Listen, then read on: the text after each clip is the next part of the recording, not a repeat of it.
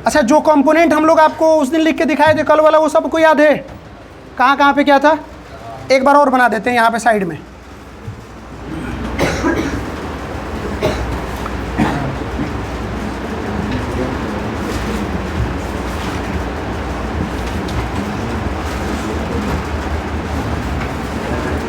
ये वाला लाइन भी खींचना जरूरी है। क्यों जरूरी है?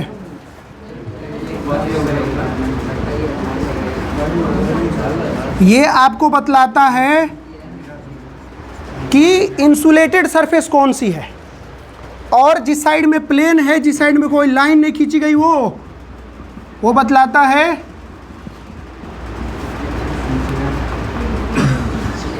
कि वो रिफ्लेक्टेड सरफेस है ना, रिफ्लेक्टिंग सरफेस है। ये incident ray, reflected ray, normal, angle of incidence,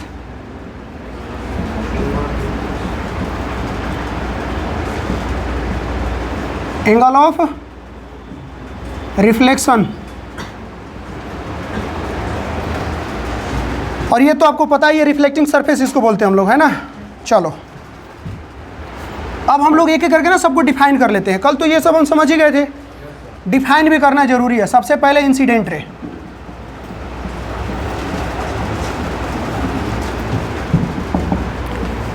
the ray of light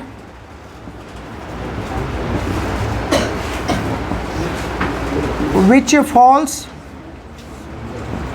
on the surface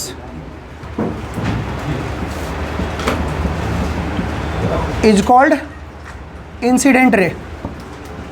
देखो, जो लाइट रे गिरेगा, ये गिरने वाली लाइट को क्या बोलोगे? Incident ray. Reflected ray,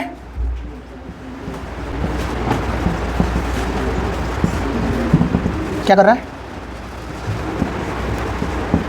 The ray of light which reflect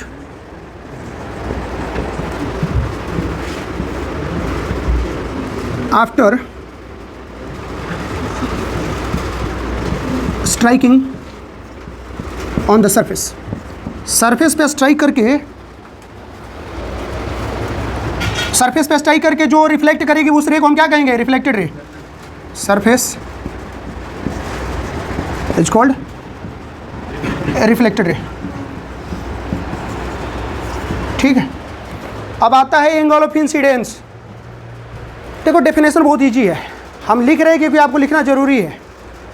अब ऐसा नहीं है ना कि याद है तो लिखेंगे नहीं, नोट्स बनाना है, प्रॉपर बनाना है, तो टोटल चीज़ें लिखनी है। एंगल ऑफ इंसिडेंस क्या होगा?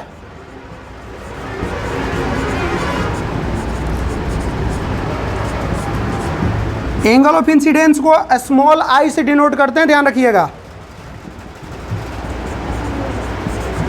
सर, ये रिफ्लेक्शन ऑफ लाइट के कंपोनेंट्स। बिल्कुल, जो रिफ्लेक्शन ऑफ लाइट किसी सरफेस अगर हो रहा है ना, तो उसमें कौन कौन से कंपोनेंट आपको देखने को मिलेंगे, वो सब है ये। Incident ray, reflected ray, normal, point of incidence, surface, है ना, एंगल, ये सब कुछ वही है ना। क्या है, इसी टर्म को समझोगे ना तो आगे लॉ ऑफ रिफ्लेक्शन समझ पाओगे। आगे इसी का यूज करके वहाँ देखना है। The angle between incident ray and normal is called angle of incident, sorry, angle of incidence. Incident है, ठीक है, डिनोट आई से किया जाता है। अगला है angle of reflection, small r से डिनोट किया जाएगा। ये नहीं सोचिएगा कि कैपिटल आर भी हो जाएगा, बिल्कुल नहीं। Angle of reflection, small r, the angle between reflected ray and normal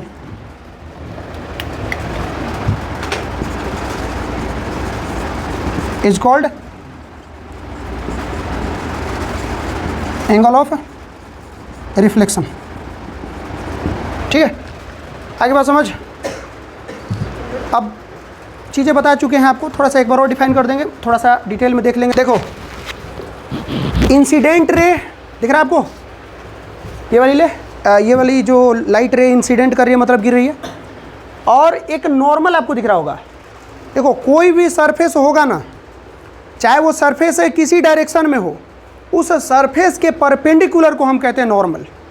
ये जो आपको दिख रहा है ना बीच में, ये कैसा है, परपेंडिकुलर है, मतलब इस सरफेस से 90 डिग्री पर रहेगा। अच्छा सपोज करो अगर तुम्हारी सरफेस, यहाँ तो खैर प्लेन सरफेस ऐसे दिख रहा है ना, अगर ये सरफेस सपोज कर लो ये कर्व हो जाए, ऐसे थोड़ा सा कर्व है, तो क्या हर एक पॉइंट पे इसका परपेंडिकुलर ऊपर की तरफ ही होगा? नहीं, हर एक पॉइंट पे उस पॉइंट से 90 डिग्री परपेंडिकुलर आपका नॉर्मल कहलाएगा। उस पॉइंट से अगर मान लो जैसे आपको यहाँ पे सरफेस प्लेन दिख रहा है, अगर आपका सरफेस ऐसे हो जाए, सरफेस सपोज कर लो ऐसे हो जाए, तो इसका नॉर्मल अलग अलग डायरेक्शन में होगा। इस पॉइंट पे इसका नॉर्मल इधर हो जाएगा, इस पॉइंट पे ऊपर होगा, इस पॉइंट पे इधर होगा, तो नॉर्मल उस पॉइंट से परपेंडिकुलर को बोलेंगे। ठीक है, अब परपेंडिकुलर लेकर के ही हम दोनों को क्या करते हैं, मेजर करते हैं। परपेंडिकुलर नॉर्मल से एंगल ऑफ इंसिडेंस क्या होता है, इंसिडेंट रे का angle.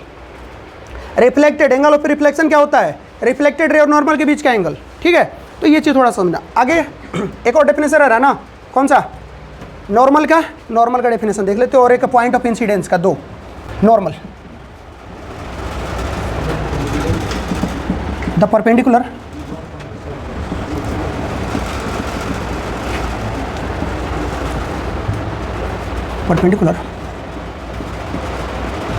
from the surface, reflecting surface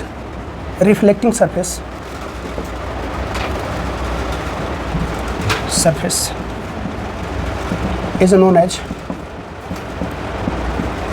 normal। ठीक है, अगला है point of incidence.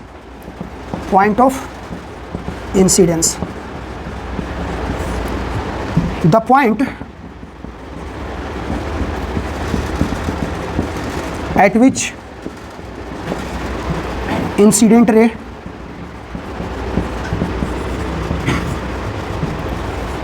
falls at reflecting surface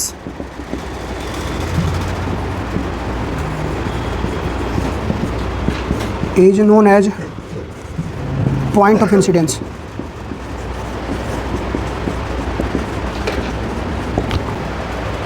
जिस पॉइंट पे लाइट रे इंसिडेंट करेगी, इंसिडेंट रे का जो पॉइंट होगा उसी को हम लोग पॉइंट ऑफ इंसिडेंस बोलेंगे। ठीक है, नॉर्मल और इंसिडेंट रे के बीच का एंगल ऑफ इंसिडेंस, नॉर्मल और रिफ्लेक्टेड रे के बीच का एंगल ऑफ रिफ्लेक्शन। जहाँ पे पॉइंट पे टच करेगा इसको पॉइंट ऑफ इंसिडेंस। एक रे हम लोग देख रहे हैं यहाँ पे, ये पॉसिबल नहीं है कि सिंगल रे होगा, बट हम इसलिए देख रहे हैं क्योंकि सिंगल रे से इजीली समझ पाएंगे, अदरवाइज बहुत सारे रे हो जाएंगे तो समझना मुश्किल है, और बाकी सब रे भी ऐसा ही बिहेव करेंगे, इसलिए एक को लेकर हम समझ रहे हैं। ठीक है, चलो अगला टॉपिक है हम लोगों का लॉ ऑफ रिफ्लेक्शन। रिफ्लेक्शन बोल रहे हैं, रिफ्रैक्शन मत सुन लेना, इसमें अगर आर आ जाए ना तो रिफ्लेक्शन से रिफ्रैक्शन हो जाएगा और पूरा चैप्टर ही चेंज हो जाएगा, क्योंकि रिफ्लेक्शन के बाद रिफ्रैक्शन पढ़ना है, अभी रिफ्लेक्शन पढ़ रहे हैं। ठीक है, कितने लॉज इनके दो लॉ हैं। ठीक है, फर्स्ट लॉ क्या कहता है, incident ray reflected ray and normal all lies in the same plane। जितना आसान आप इस प्लेन को सुन के समझ रहे हो उतना ही इजीली तुम इसको प्रैक्टिकली भी समझ लोगे, बस 1-2 मिनट वेट करो। सेकेंड लॉ क्या कहता है, बिल्कुल, angle of incidence is always equal to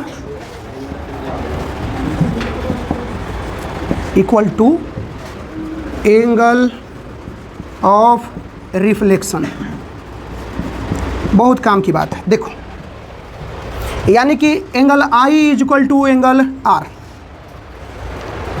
चाहे आप किसी भी तरह के सरफेस पे हैं, ये लॉ आपके वैलिड करेंगे। और इस लॉ को वैलिड करने की एक और कहानी है। कहानी ये है कि अगर किसी भी एंगल को, आइदर आप एंगल आर को या एंगल आई को घटाते या बढ़ाते हो तो वो दोनों बढ़ेगा। अगर आपने एंगल ऑफ इंसिडेंस को घटा दिया तो एंगल ऑफ रिफ्रैक्शन भी रिफ्लेक्शन भी घटेगा, और एंगल ऑफ इंसिडेंस को बढ़ा दिया तो एंगल रिफ्लेक्शन वाला भी बढ़ेगा। कैसे घटेगा बढ़ेगा उसको भी हम समझेंगे। पहले समझते हैं प्लेन का मतलब क्या है। सब लोग लिख दिए, इसको लिख लीजिए एक बार अच्छे से।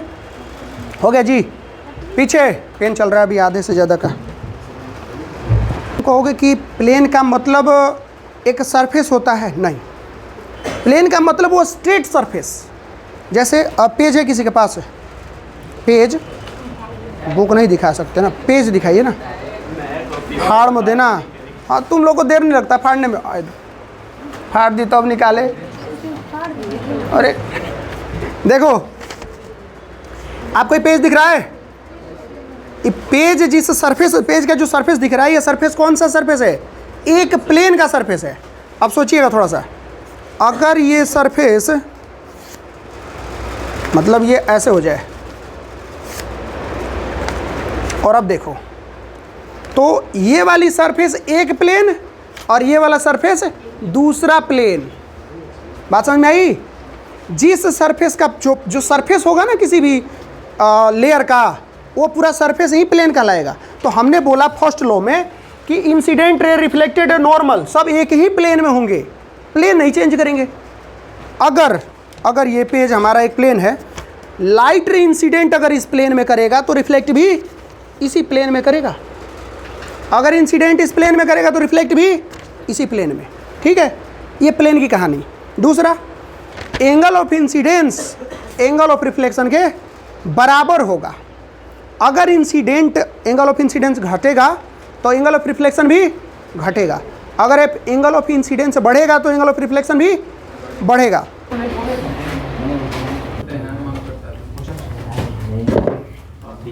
अब दिखेगा,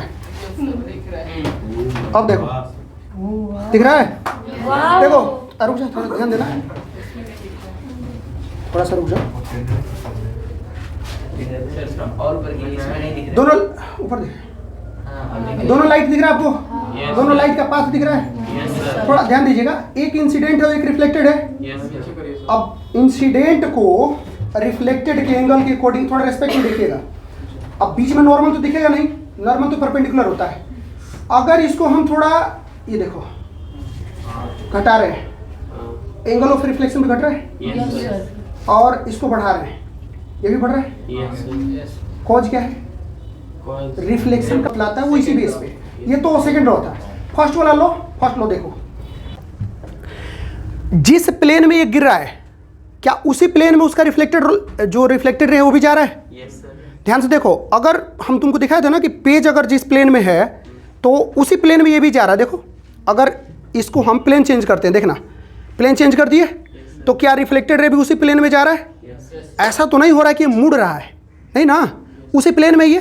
तो ये फर्स्ट वाला लॉ है, जो प्लेन सेम रहता है। और हमारा मशीन ही डिस्टर्ब हो गया है।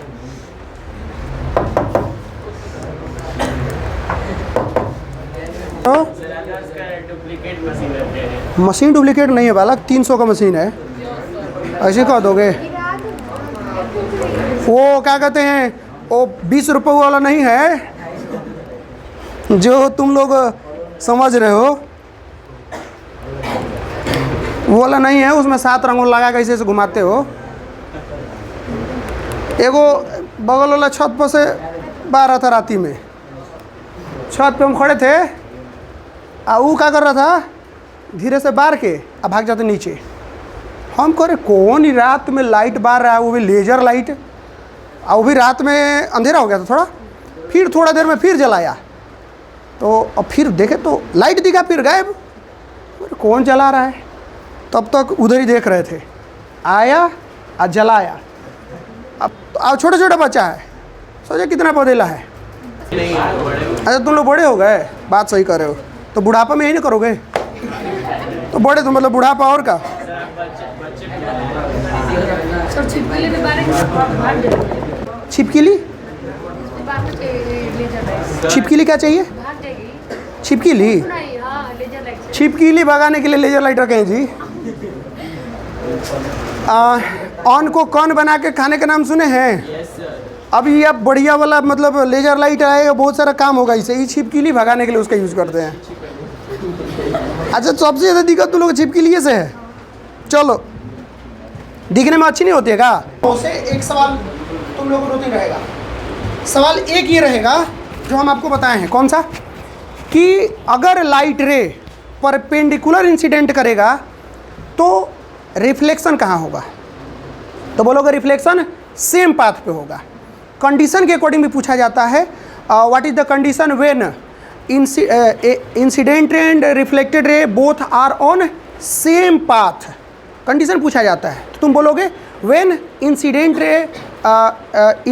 रे is perpendicular to the surface. ठीक है। और दूसरा पूछा जाता है कि कंडीशन क्या है जब एंगल ऑफ इंसिडेंस और एंगल ऑफ रिफ्लेक्शन दोनों जीरो हो, तो वहाँ पे भी यही बोलना। ठीक है। अच्छा, एक सवाल और रहेगा इसमें। सवाल क्या रहेगा थोड़ा सा देख लेते हैं। एक क्वेश्चन देखेंगे फिर छोड़ देंगे तुम लोग। ठीक है। क्वेश्चन है, एक सरफेस है, सरफेस इन द सेंस कि प्लेन मिरर है, ठीक है, और एक दूसरा प्लेन मिरर और है, ध्यान दीजिएगा, और ये दोनों प्लेन मिरर एक दूसरे से परपेंडिकुलर हैं। ठीक है। लाइट रे इंसिडेंट कर रहा है फर्स्ट प्लेन मिरर पे, लाइट रे इंसिडेंट कर रहा है फर्स्ट प्लेन मिरर पे, और एंगल कितना दिया गया है? 30 डिग्री। ठीक है। और पूछा क्या गया है? बोला है कि वो सेकंड मिरर पे क्या कर रहा है, जाके स्ट्राइक कर रहा है। पूछा गया है कि सेकंड मिरर से एंगल ऑफ रिफ्रैक्शन बताइए, सॉरी रिफ्लेक्शन, माफ कीजिएगा, रिफ्लेक्शन। चलिए एक बार देख के कोशिश करिए खुद से। हम यहाँ लिख देते हैं, ये वाला है आपका 30 डिग्री। हाँ, तो वही तो पूछा है, ये वाला पूछा हुआ है। देखिए पूछा क्या है, ये वाला आपको बताना है।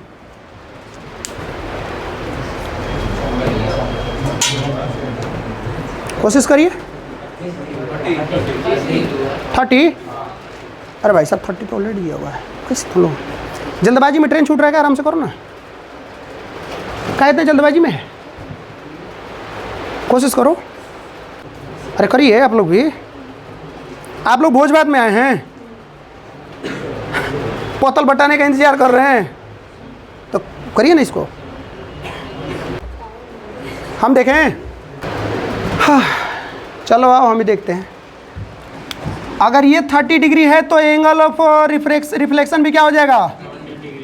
अभी लो बताया ना सेकंड वाला, उसके अकॉर्डिंग ये 30 तो ये भी 30, और अगर ये 30 तो ये कितना 60, और ये पूरा का पूरा परपेंडिकुलर है तो ये पूरा 90 डिग्री है ना, तो ये 30 हुआ तो कितना 60 हुआ ना, और ये 60 तो ये कितना 90 है ना, दोनों परपेंडिकुलर है ना मिरर एक दूसरे से, तो ये 60 ये 90, तो ये कितना हुआ बताओ?